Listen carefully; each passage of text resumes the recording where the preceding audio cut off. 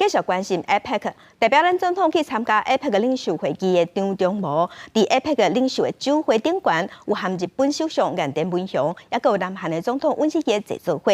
伫酒会顶悬，张忠谋嘛和美国国务卿布林肯把握机会互动，针对这项议题有交换意见，两个人互动的气氛看起来真热。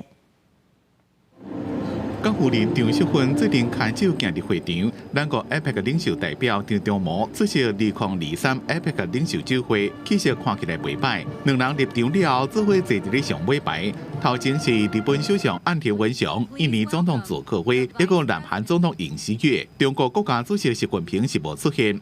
主人美国总统拜登致辞欢迎各国领袖代表，并且期待伫咧 APEC 会议时阵共同讨论安怎面对未来的挑战。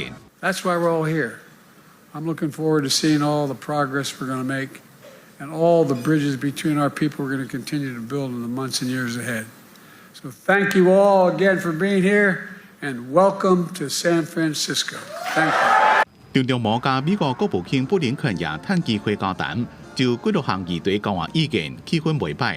根据了解，张忠谋伫咧到旧金山2天内，已经甲唔那一位其他国家的领袖或者是官员见面。 我不去，我就跟我先生去李显龙那里吧。哎呀，坐45分钟的车，那还是靠近的比较好一点，所以我就选跟了我先生去。夫人张淑芬甲媒体团伫咧开讲时阵讲，伊甲张忠谋将会伫咧美国西部时间17，甲老朋友新加坡总理李显龙见面。公司记者美国旧金山采访报道。